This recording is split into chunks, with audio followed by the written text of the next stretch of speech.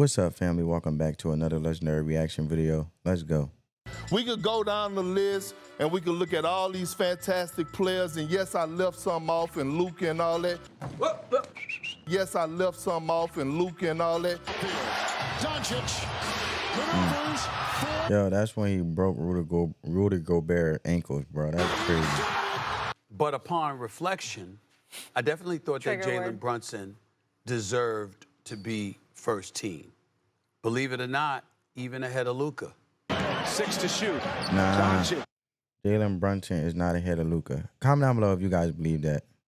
Three-pointer down. Luka with the mean mug on his way back. I got Jason Tatum, 7. He's a superstar who shows up in big games, give him credit where credit's due. Then I have Luka.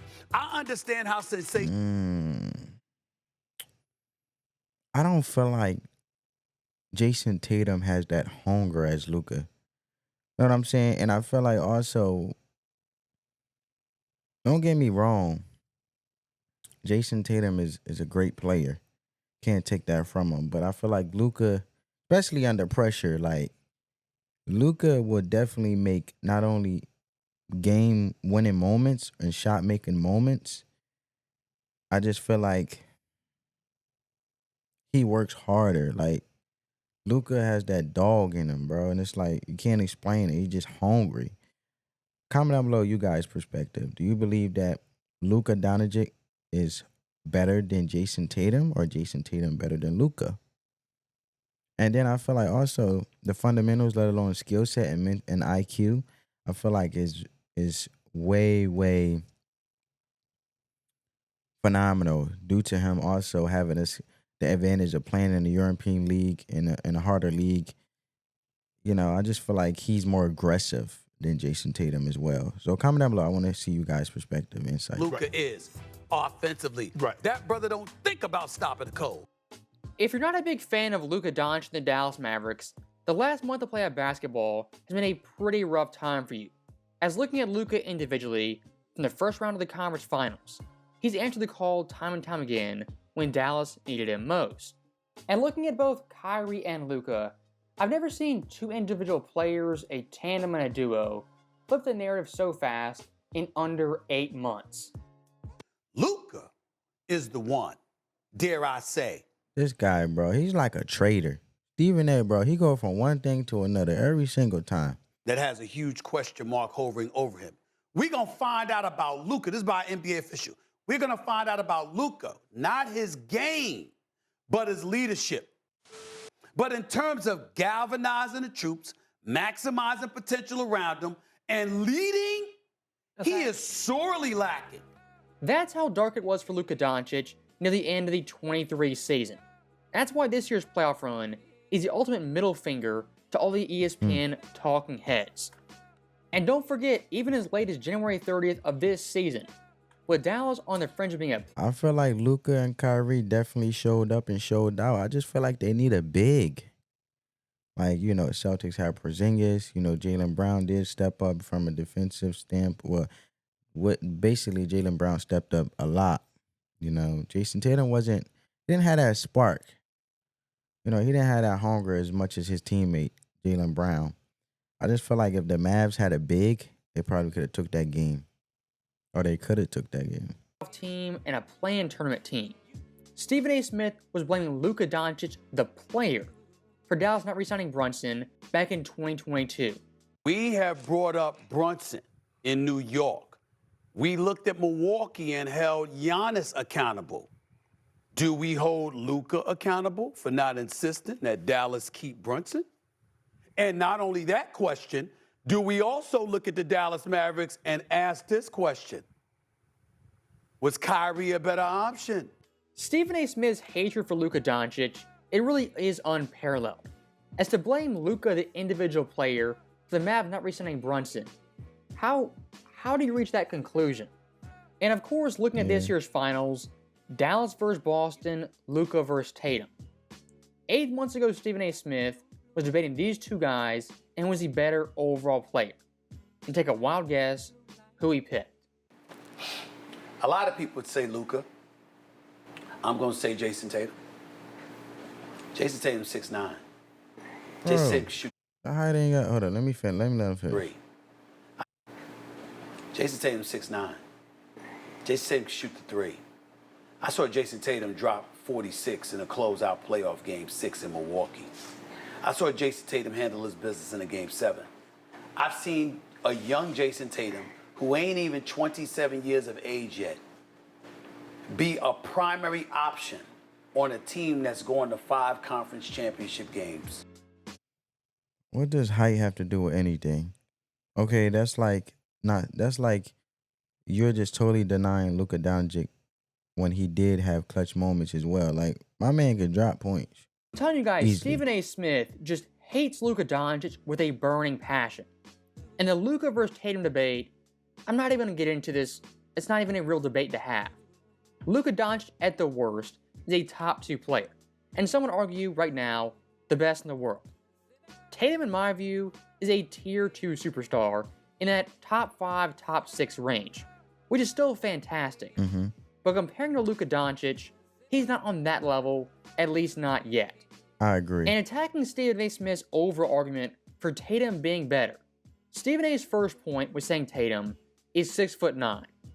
Now look, if you're debating players and your first bullet point Is is height. someone's height, I think you might have to reevaluate.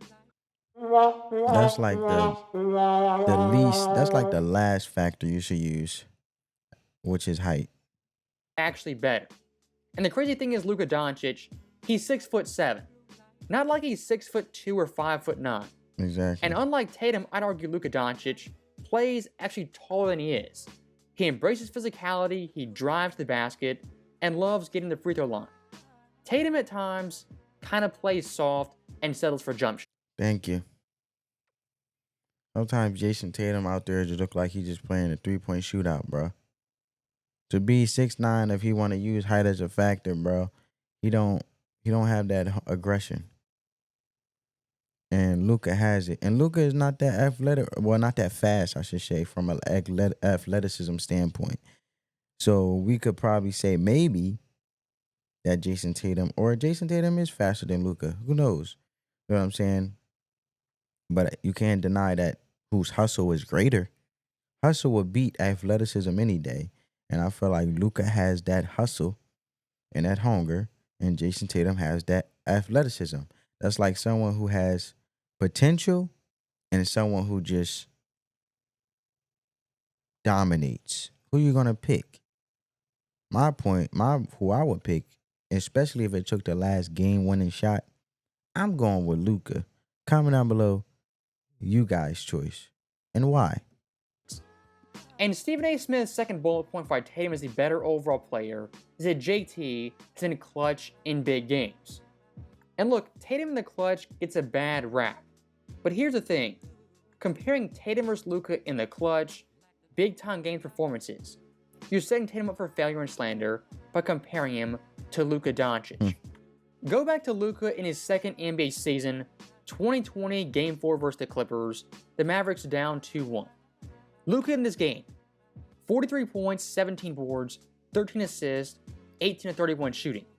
And of course the buzzer-beating jump shot over Reggie Jackson. I wonder, hold up. This might be a no-brainer, but who has more triple-doubles?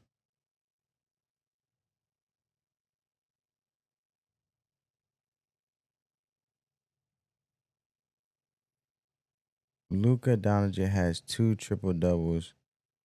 Hold up.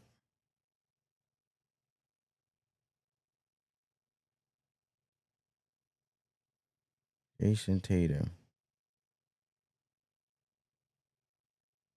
Triple-double. How many?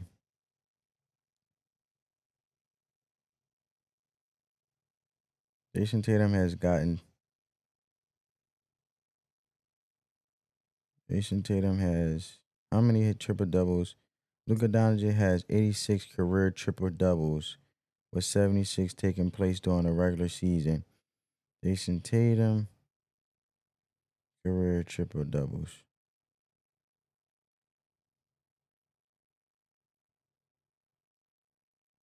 He has 2 triple doubles in his career. Okay.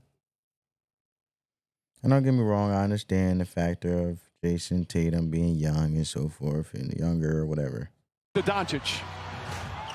Doncic pulls up, three-pointer. Bang! Bang! If you have this posture, That's what Luka does, and that's why I say I will pick him as a game-winning shot. If life was on the line, if life was on the line, I'm going with Luka. The following year in 2021, in a Game 7 versus the Clippers in LA, 46 points at the time of record, 14 assists, 7 boards, on 17 of 30 shooting. The following year in 2022, again in Game 7, this time versus the Suns, 35 points, 27 in the first half, 10 boards, 4 assists, on 12 of 19 shooting. Now those overall stats and numbers are highly impressive, but Luka in the first half ended this game by himself. Doncic, big bridges on him, shot clock at 4, and a step back shot. Man, it ain't right. It is not right what Luka is doing to the Phoenix Luka is Suns. very efficient with And his looking at the threes. 24 playoffs, Luka in the closeout games. Versus the Clippers, 28 points, 13 boards, 7 assists. Versus Oklahoma City, a 29-point triple-double. And versus Minnesota, an exact carbon copy of the Game 7 versus the Phoenix Suns. Like I said prior to this, Jason Tatum is an underrated clutch player. But comparing him to Luka Doncic, that's a pretty wide gap in terms of clutch play and I overall feel like big it's a game no-brainer comparing Luka to Jason Tatum. Comment down below how you guys feel. I feel like the proof is in the pudding, right? performances. Now, looking at our last video clip, we have the top 5 duos in the NBA, according to Stephen A. Smith, coming into this season.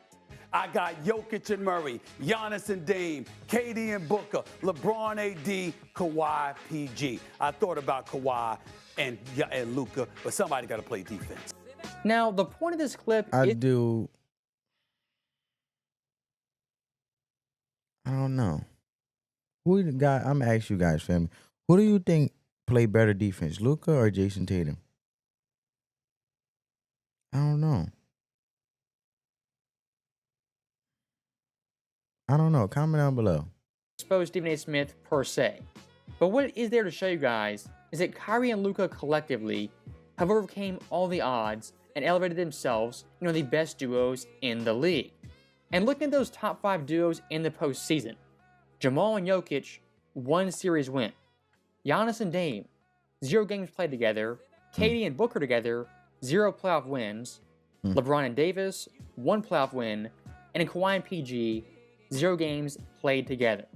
Kyrie and Luka in this postseason have won more playoff games and playoff series than all No those doubt. duos combined. I feel like Kyrie and Luka was very, very underestimated due to them being on the.